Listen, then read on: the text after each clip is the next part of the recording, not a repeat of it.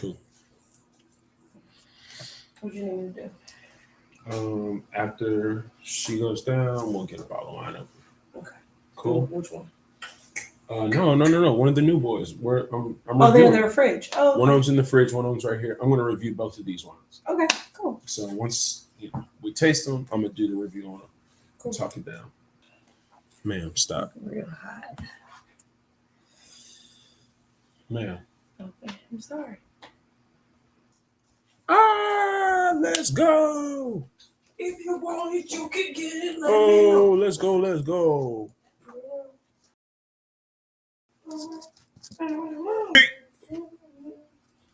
All right, for sure.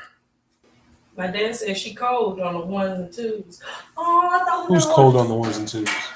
Jackie Hill Perry. Oh, you talking about bars? Yeah. Has he listened to No Big Deal? Album. No, has he listened to No Big Deal?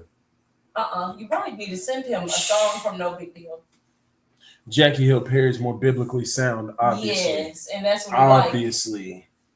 And I don't know another rapper that's that biblically correct. She's literally the Rakim of Bible rap, no doubt. Yeah, because she got it together. And the comparisons that she uses, the preciseness is key. Yeah, she's a poet, so it's understandable. She's a poet, and her husband's a poet. That's how they met. That's how they met on a poetry circuit, and then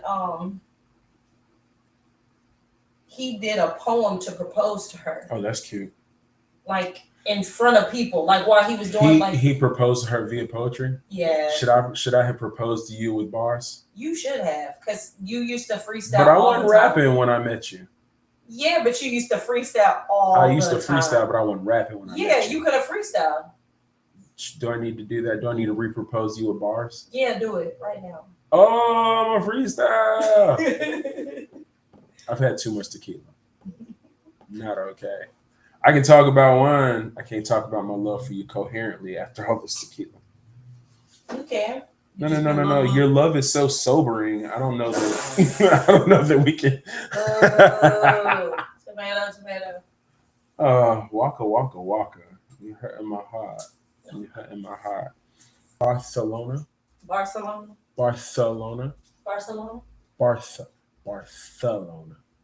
And then Dia.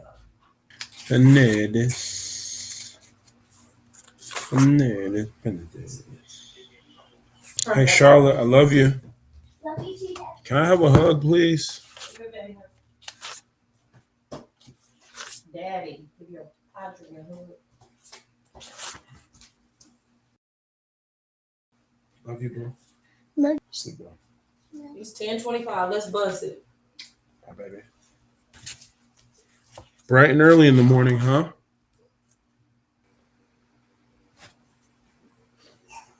Yo, I should probably drink some wine. I want to drink some wine right now. I'm going to get into it.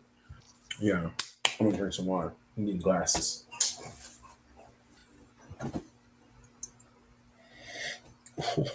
That Bree. Let that baby breathe. Cheers. Let this breathe. Let's grade it out. Let's go. There's a red wine of medium plus concentration. We're going ruby to garnet on the color with a slight gradient to the rim from the center. This wine is not entirely clear. You're showing this is an unfiltered wine. Not necessarily sediment, but definitely a bit hazy in the color. Not entirely clear. No evidence of gas. This wine does, has some serious viscosity on this wine. By the looks of it on the glass, are medium plus. As the tears are quite defined. Nose is medium faulty. Knowing it's a natural wine, these are pleasant faults. These aren't unpleasant faults. These aren't winemaking faults or degradation faults. But these are there's a note of a little bit of volatile acidity. No extreme Brett, slightly. but the wine is sound by the nose. The fruit jumps out. The fruit is it's red fruit. It's a dark red fruit, concentrated red fruit. You can see some black fruit. Alcohol is noticeable on the nose. What is that red fruit? That red fruit is cranberry. That red fruit is pomegranate. That red fruit is raspberry. So it's tart red fruit. The black fruit is black currant. So tart black fruit. Maybe plum skin, black plum.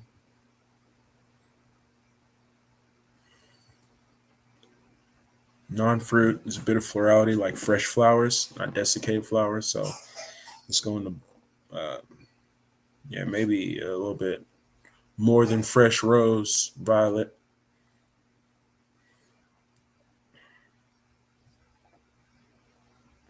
Oak is not overt. If there is oak, it's old oak or neutral oak. Overt impartation of oak to no oak. Still getting that alcohol coming off. There's some umami, right? Some mushroom, some savory mushroom. Not really truffle, if any, pale white truffle, but not so much. A little bit of umami. Umami. Palate.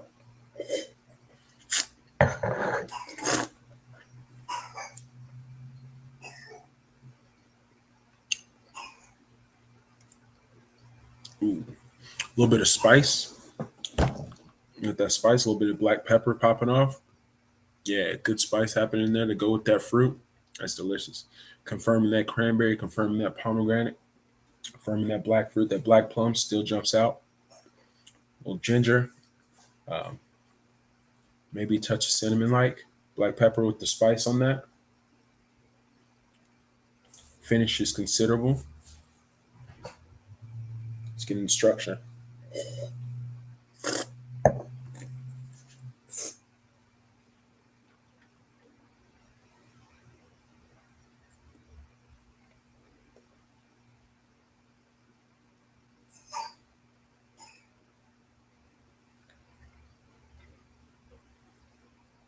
Yeah, that's cool. This wine is dry. The acid is elevated. It's beyond medium. Let's go medium plus. Tannins are fine grained and very well integrated and finely balanced.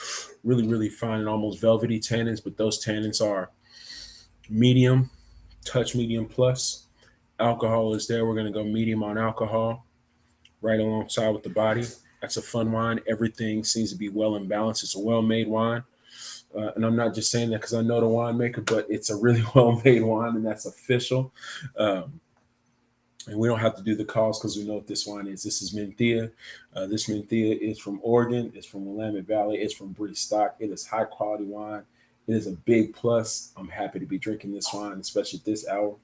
Little man's got a little bit of a cold. You can hear it. You know what I mean? But we got to drink wine to get through the night. Mommy's take care of him. I got a glass pour for her. She's going to get to hers in just a bit. Yeah. Uh, but yeah, it's a good Menthea out of Willamette Valley, Oregon. Interestingly enough, it's the first Menthea that's actually been grown in Willamette Valley by Bree stock, the first Pacific Northwest female MW also. So this wine is not just quality, but it's also a favorite wine for some of us in the Mississippi delegation because Bree is a friend to our community, but she's also a friend to the wine industry and an esteemed member. She's educating many folks, not just on Oregon wines or Pacific Northwest wines, but just wine in general. And you should definitely check her out, breestocknw.com. But also these limited edition wines are really, really awesome. And by limited edition, I mean like limited additives, right? I think the philosophy is there's minimal intervention and really just showing more of what the fruit has to offer. So there's limited additives to the wine. And she does a really, really good job of that. And this isn't making natural wines that taste funky and garagey, but these are natural wines that really just show off the fruit and also are responsible to the land and responsible to the fruit and responsible to how the wine is made and to the people that are involved in the winemaking process. So these limited edition wines are special. Um, I core in this because I'm probably gonna want to share this with some friends later on, and I just want to make sure I tasted it too, so I could give that good analysis. But at the same token, man, this wine is one of those wines that's I don't want to say quaffable because I think it deserves the time it takes to really truly analyze the wine and understand what it is. But I have to say that this wine is incredibly easy to drink. I could smash through the whole bottle and be good. I mean, thankfully I'm at home, no driving, being safe. You know what I mean? But this is a quality, solid Menthea. So these limited edition wines, super cool label. If you can check that out, we'll get you a good shot on that. So y'all can check that out when you see it. But yeah, limited edition wine from Bree Stockmaster Wine. Loving this wine right now. This Menthea is sexy, 100%.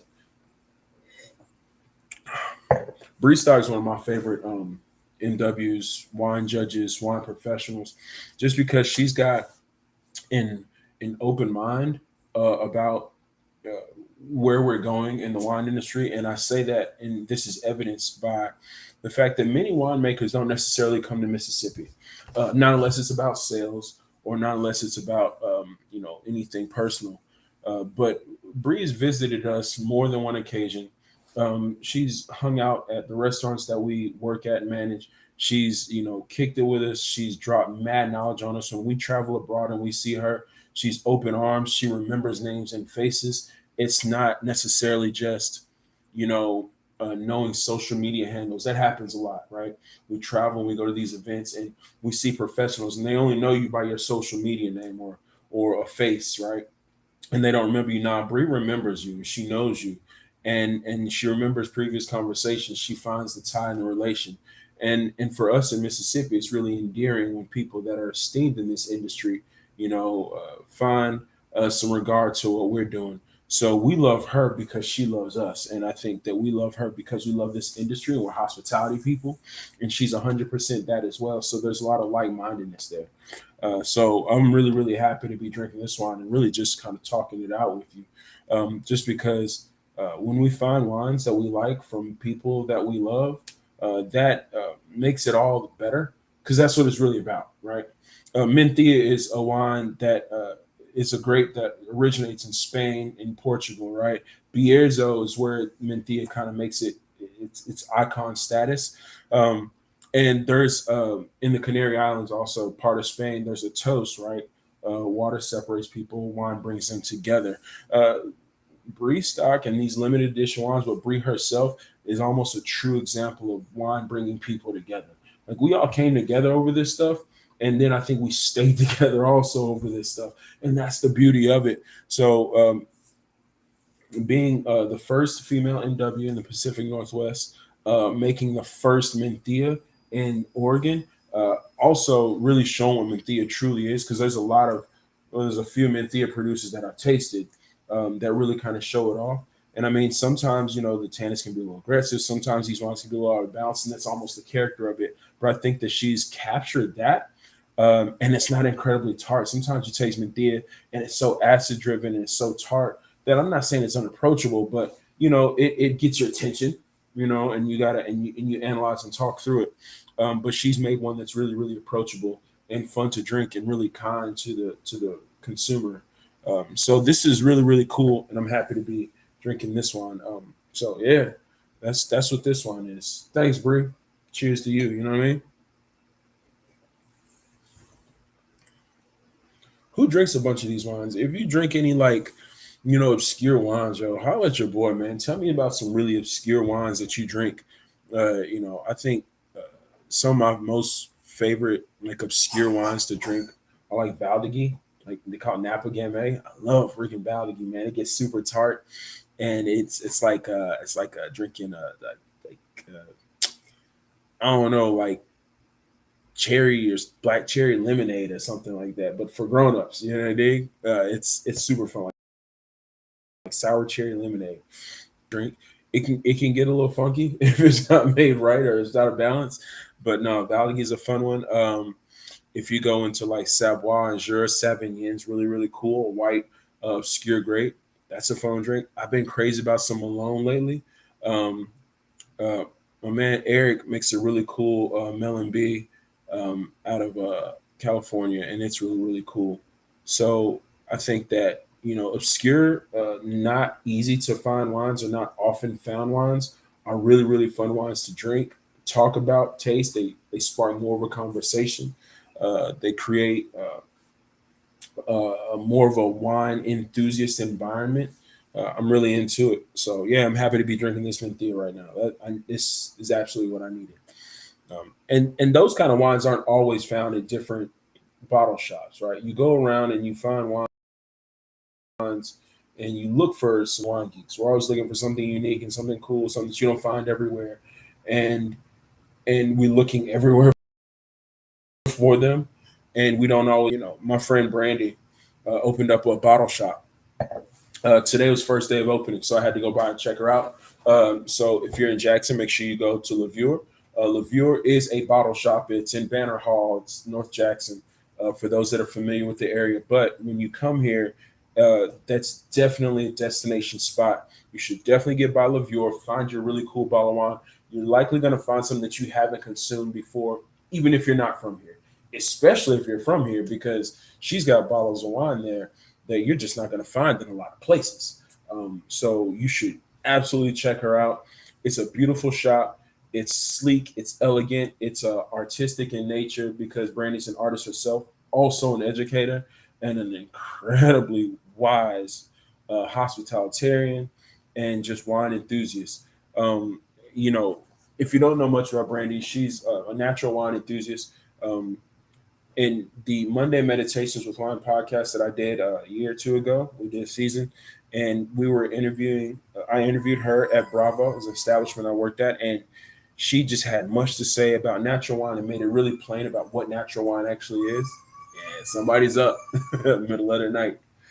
She had a lot to say about it, and she made it really, really plain in the way of explaining it. So if you get a chance, check her out at Levure and go see what she's got there because there's a lot of really cool bottles. We're going to go through another one that went through that I got from her today.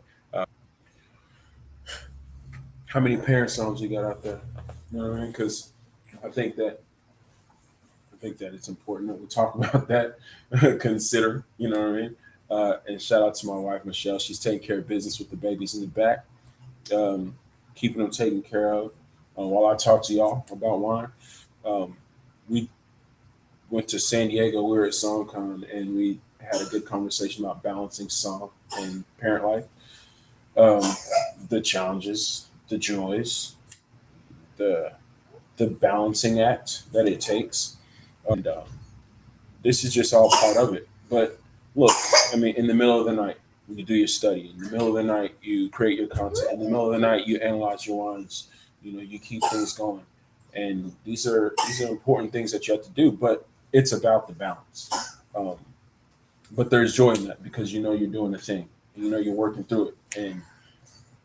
And when your people are taken care of, when your family's good, when your family knows that you're available and you're around, even in the middle of while you're out doing it all, that's where the fulfillment comes from. So, you know, one time to the parent songs, uh, and that entire panel was esteemed. It was incredible. Stephen McDonald, Master Som at Papa's Brothers in Texas. Ray Scholl with Royal Vines and with Lafette Wines, based out of Miami. Wanda Cole Nicholson, really, really incredible advanced song. Congratulations to you, Wanda, on getting that nursing degree as well. Also, an advanced song with twins, amazing woman. And Tiffany Bobs, my dear friend, who's based here in Mississippi, running the program down there at Manship, um, a mentor and a friend to me for years. That whole panel, we came together. We just talked about what it's like being a parent. We talked about what it's like being a parent in this wine industry and hospitality industry. We talked about what it's like getting those certifications and balancing that study and that parent life all together. Those are the things that we talked about, and we really wanted to kind of grow that community, right? And let people know that we're listening. That there are people that know what you're dealing with because there's a lot of Psalms that have kids. There's a lot of Psalms that are parents that don't feel like their parenting life is or should be a part of their Psalm life, and there's a hard thing to divide both of those things because they take up so much of your life. So to be a Psalm, which takes crazy dedication, and to be a parent, which takes the most dedication, balancing those two things is not easy. and it definitely takes a toll on you mentally. It takes a toll on you sometimes physically. It takes a toll on you spiritually. And I mean physically because you don't get your sleep. It takes a toll on you spiritually because how do you get distracted from the things that matter to you, that sustain you personally as a Christian, and knowing that I have things that I have to do and I commit to the spiritual aspect of it, because sometimes I get out of myself. I get out of my sorts, and I get into being positive because it's not Christ-like to be so negative, and some of these things can take you away from it. Dealing with children and the stresses of exam studying, those are challenges that we have, and I think that it's important that we know that there's a community of people that support us, because that's what's necessary. I think it's key, in addition to praying, in addition to meditating, in addition to sometimes distracting yourself from the other challenges that you have by studying, or diving headfirst into a parenting aspect. You know, there's people out here that care. So being a parent and a son takes incredible balance. It takes a lot of care. And one time for those people, because they're part of my village and part of my community, that I reach out to, and I have real conversations. They allow me to emotionally dump on them, and I try to be a listening partner for them as well. So find your people. If you're a parent, if you're a son, reach out to those people that matter, that'll make sense out of this. You know what I mean? So one time to that team, one time to many parents out here being Psalms. Yeah, I'm into it. This Menthea is really, really good, y'all. Definitely, if you're in Jackson, Mississippi, get to Levure, get you some Menthea from Limited Edition Wines. Bree Stock's got a good thing going here. She's got many other wines. So whatever you're into, I'm sure she's got something that's perfect for your moments and for your meal that you're pairing it with, of course. Yeah, that's 100% dope. Drink more American wine, y'all. This wine does come from Willamette Valley in Oregon, so you're definitely supporting the American wine industry when you drink that. And drink more American wine, because we're not drinking a bunch of it, or at least there's a decline in American wine sales. Right, that American wine sales are down. The reports are global, right? Wine sales are down all around because there's a younger generation that's just not drinking wine like that. 20 years ago, whatever, it was millennials who weren't drinking enough wine. And that was the conversation. Oh, millennials aren't drinking wine. Well, millennials were younger and we weren't really into wine. Let's see, I'm 42. So 20 years ago, when I first got into drinking wine, or drinking, period, wine wasn't the first thing that I gravitated to. So if we're talking about young drinkers aren't really running the wine anyway. And at that time, it was Generation X that was drinking, that was older, and they were the ones that were buying wine. And the conversation was, younger drinkers aren't buying wine. But now, fast forward 15, 20 years later, we're running the wine industry. We're running the whole beverage alcohol industry with the most energy. And Generation X, a little bit older, they're the bigger wine consumers, as millennials are as well. So as you get older, you'll drink more wine. We'll see, once you get into your 30s and into your 40s, you're drinking more wine. And that's not the concern so much as the fact that we're getting a lot of reports from entities that aren't necessarily positive to our industry. The World Health Organization put out a report that says no level of alcohol consumption is actually healthy, and it's all damaging to your health. You know, there was the French wine paradox where, everything in moderation. Look, as wine professionals, that's what we talk about. We advertise and advocate, I should say, for responsible consumption of alcohol. We advocate for drinking wine in moderation and drinking wine where it makes sense, pairing it with food, drinking it in responsible environments and in positive situations. We're professionals in restaurants. So, at the same token, we're also having to manage other people's drinking. It only makes sense that we advocate and we're responsible with the way that we consume alcohol. When we talk about this as professionals, we're leading the charge on making sure that the overall alcohol consuming population is not abusing it and it's not causing health problems. Obviously, seek your physicians if you have challenges within you health wise. That's number one. But to put out blanket statements to say that no alcohol is the best way to go, I'm no doctor, but I can say this as an agricultural product and as a multi-trillion-dollar industry globally, I think it's damaging to people's livelihoods to put out blanket statements like that that don't apply to each and every individual. And when those statements go out, each and every individual will like to take that generalization and make it law for themselves. I think that's what we're seeing.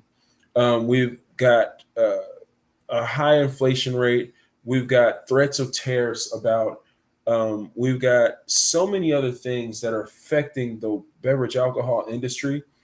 Statements like that do not help many people that are working in this industry, and I think it's damaging to people's livelihoods. I also think that it's unfortunate and in part ways untrue. I could be debunked by that because again, I'm no medical professional. I'm a hospitality and beverage professional, and I can say that my responsible alcohol consumption over my years has it's kept me sustained. It's helped me in a lot of hard times. It's benefited me financially and economically. Certainly, it provides spaces for my family because me and my wife are both hospitality people, right? So we're in this business, and there's a whole community of folks. If you can definitely note the Mississippi delegation, many wine professionals across this state that are winning in this business, and I think that it helps to have people that support this industry. And when we have statements like that that don't support the industry, I think that's what's damaging. I think that's what's painful. That's the cause of a lot of the decline in wine consumership across the board. So if you ask me, I say drink more American wine, drink more United States wine, because right here in the United States, if we're consuming more of that, if we're drinking it more, it means that that money is being circulated right in that market. So sure, buy that California wine, buy that Oregon wine, buy that Washington wine. Let's be clear. I do Texom year after year. Buy that Texas wine because it's shining, y'all. And if you can get your hands on it, you find some real good values and you find a real good quality.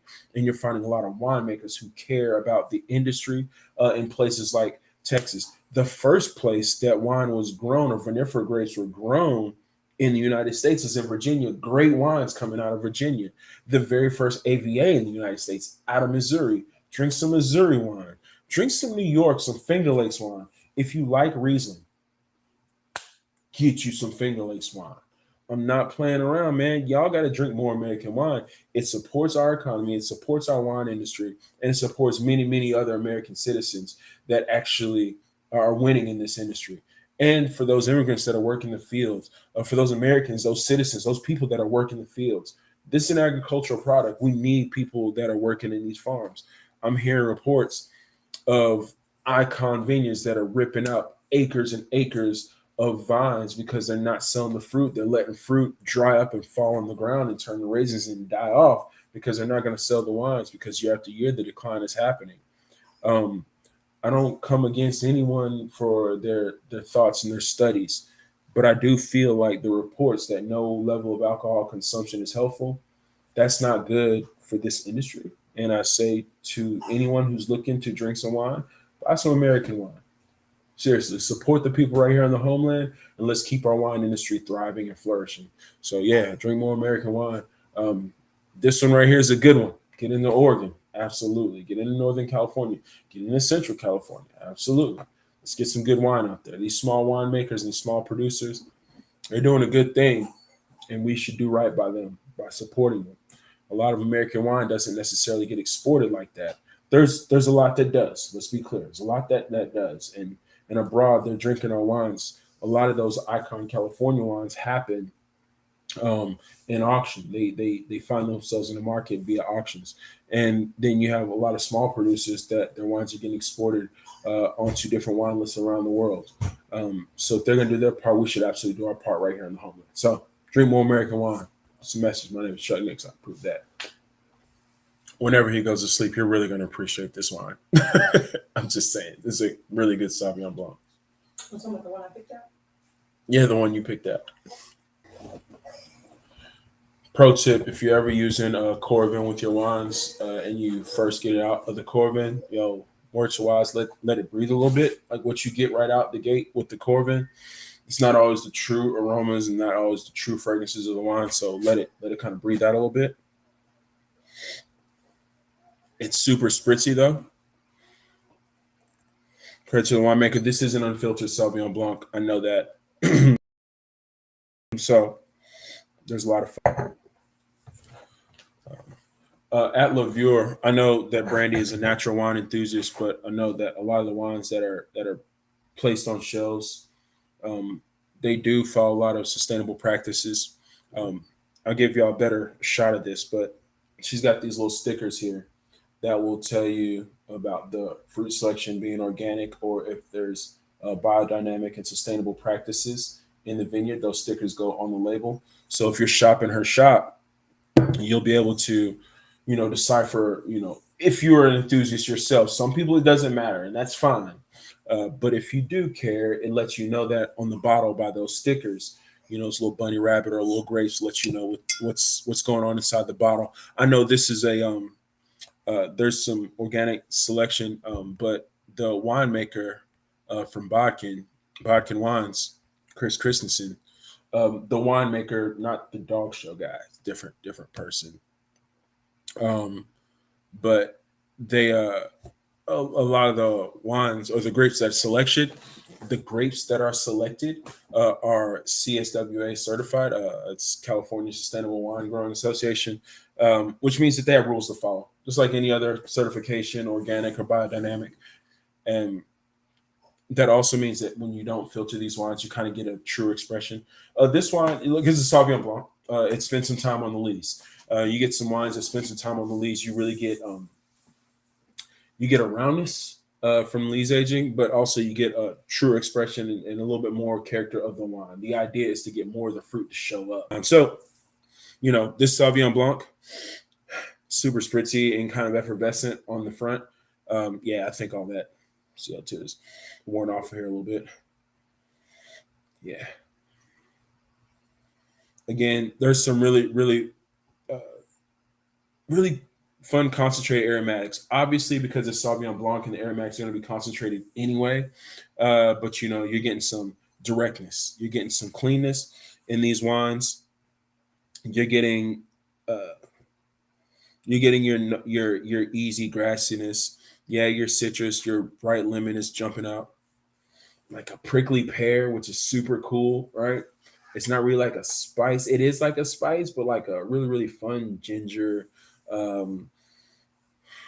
don't want to say white pepper, but it's got this little zip to it. You know what I mean? And that's really, really fun.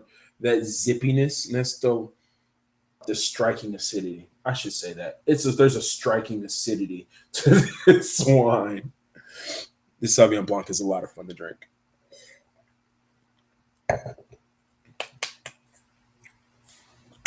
If you haven't gotten up with me, or if you haven't had me for an at-home tasting, you should really get to beardedwineaux.com and click that inquiry button. There's a really fun snippet for one of our at-home events that we did this year. I just did another one pretty recently.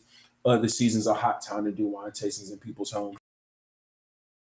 But these at-home events are really come to your house. I'm gonna bring some wine. I'm gonna bring my own glassware, right? So you don't have to wash them all. But I'm gonna pull up. We're gonna talk about wine in a way that only I talk about it. So if you love it, let's go and have a good time. And I'm gonna kick it with you and your friends and your family or whoever you invite. And it'll be a fun time. If you need to get the food together, I can help you with the chef. Let's just have the conversation. But you gotta hit me up on beardedwineaux.com. Fill out that little inquiry list. It's a couple of short questions. Name, number, email address, what you're trying to do. I'm gonna hit you back and let's have the talk. But these events are super fun. They're super engaging. People feel like they learn a lot. I know I absolutely learn a lot from you. Most of the people that I do these events with, they're better traveled than I am. I know a lot of geeky information about wine, which happens to just be a little bit more than a lot of people that I'm in a room with. But none of that's important. The most important thing is that we're connected. Most important thing is that there's people sometimes that haven't met before. They become new friends. There's people that are interested in wine and they learn something about it. I learn more about the people. They learn more about the wine. There's a really fun trade there. But at the end of the day, we leave. We had a good evening. We had a really good time. And that's what it's about. It's about having a good time with people. The story of wine is, I think, more important than the liquid in the bottle. The liquid in the bottle is the conduit for connection, human connection. And that's what matters the most, I think. That's what this stuff is all about. So, you know, shout out to wine for bringing people together, right? Yeah. But also shout out to Chris Christensen for this project. So this is a Where's Linus project. Jeannie and Francois Selections. This is the that's the import group that brings these wines in, and this is an exclusive cuvee to them. Uh, Jeannie and Francois, as many importers, what they do is they shop around for small winemakers and find somebody that fits into the philosophy for them to select their wines. And Chris absolutely did that for them. And look, black winemakers, I'm always shouting you out. I'm Wale in this aspect, right? I'm rooting for everybody who's black. Not all wines made by black winemakers are amazing or outstanding or are my favorite wines. They're not. But at the same token, if we're not shouting out, the minority winemaker, the woman winemaker, the black winemaker, if we're not shouting them out, then we're missing out, I think. And I don't know, honestly, I don't know what's more American than that. If we think about this, the majority, I think, of black winemakers, certainly African American winemakers, obviously, are coming out of the United States. Let's support those African American winemakers here in the United States. That would require you to buy and drink more American wine to support those winemakers because they're not getting the love that the average white winemaker is getting. It's important, and we have to be intentional in doing that. So picking this wine out was key. I have to tell you this, and let's be clear about this. A lot of us as black folks, we get the conversation from our parents and the people that are around us to, be better than our white counterparts as we go through life because it's going to matter more. We're not going to get the recognition that our white counterparts are going to get, so we have to be 2 to 3 times better. The merits in this wine happens. I picked this wine out. My wife picked this wine out. We'll give her the credit. My wife picked this wine out based on what the wine was, not based on who made the wine, right? And then it was like, oh yeah, this is Chris's wine, and he's another black winemaker, and I was like, yeah, that's dope. It's dope. It fit right in. So the wine was dope before the wine was black, and I think that's where we have to think about things because there's a lot of black winemakers who are just making dope wine, and if we focused on it, because a lot of those black winemakers are intentionally trying to be better and better and better and better and the best. So yeah, buy more American wine, find those black winemakers, find those women winemakers that are doing their damnedest to be the best. And those are the ones that are going to be singing to you at your next event, at your next house party. And then the story around it shines. So look, that's the story around it, Chris is an amazing winemaker. He's an esteemed winemaker, especially. This is a day of firsts, right? It's Brandi's first day at Levure. Um, Bree is the first female master of wine in the Pacific Northwest. And Chris actually made the first sparkling wine in California made from Sauvignon Blanc. This isn't it. This is a still Sauvignon Blanc. I haven't seen the sparkling version yet. And when I do, trust, I'm popping a bottle. I'll be right here with you. But, this is a day of firsts. Okay. This Where's Linus Sauvignon Blanc. All of it's sourced in Lake County and Northern California. This is quality wine, Sauvignon Blanc, made in California, Northern California, and it is good, y'all. It's an unfiltered white, so it's a little bit hazy in the bottle. It's not that crystal clear, sharp, bright white. Just like that Menthea wasn't like the crystal clear, bright red. There's a lot of character in those wines. There's a lot of character in these wines. There's a lot that's brought out by showing off the fruit, by sustainable practices, organic fruit selection, and doing things that matter to the wine to make it show up the way that it's supposed to. This is a beautiful wine through and through. I'm not gonna lie, I'm more enthused with white wines these days just because they're more refreshing. I don't know what's happening with me. I'm always wanting to be cold and chill, and these white wines, when they're chill, they're just delicious. and effervescent and crisp and bright. And this is every bit of that. It's not overly grassy like you expect a lot of Sauvignon Blanc to be. I'm not mad at the character of Sauvignon Blanc from any other regions because I think that it shows off the terroir of that space. But I have to say, this Sauvignon Blanc is a really, really fun expression of it. And it's 100% Sauvignon Blanc. It's not like California style Sauvignon Blanc, which is a little bit Semillon, where it comes off a little bit sweeter. Um, this is all stainless steel. Um, any oak added into this is going to be like neutral oak, so not a big expression or addition of oak into this wine. It's just crisp, white Sauvignon Blanc, not super clear, definitely overly characteristic. I gotta say, it's got a lot of character. There's a lot of complexity in here, not just the fruit, but then you get um, some of that florality is popping off in this wine.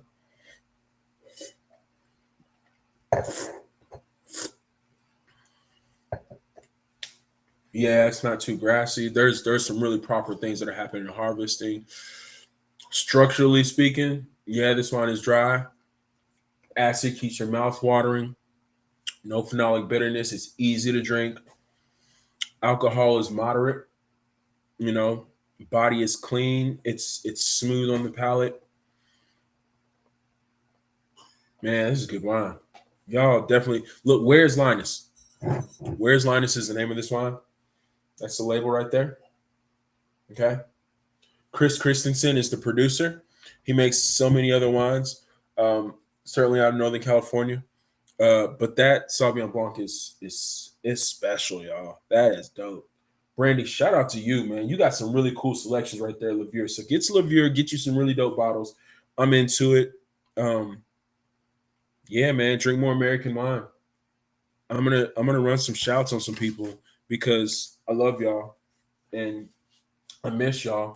So I'm gonna shoot them shouts out. Wanda Cole Nicholson, we already talked about you. Congratulations on the new degree. Ray Scholes, I see you. Royal Bonds, based out of Miami. I appreciate you, my brother. You are my family, 1,000%. Shout out to you, big shout out to you. Happy birthday, Justin. If anybody's ever seen my computer, it says why is Justin the best. We got these stickers because the man is just truly the best. If you're talking about quality human beings, it is Justin Watts. And it is his birthday most recently just passed. I know it's going to be a celebration happening when the crew gets together. Happy birthday, Justin. We love you, my G. Charles, we just talked. Charles Springfield, he's out of New York. We got some work we're going to do really, really soon, man. I love you, family. And thank you for calling me. I'm going to call you back. We're going to get together. We've been going back and forth on text. If you're ever trying to get up with me, you call me or text me. I'm going to try and get back as soon as I can. I'm not forgetting you, but that message is definitely going to get there, let you know I'm thinking about you. Charles Springfield, shout out to you. I know you're grinding hard up there, man. Cheers to you, my G. The entire Dallas Texan crew production meetings have just wrapped for the end of this year. And then we got the awards that are happening in February.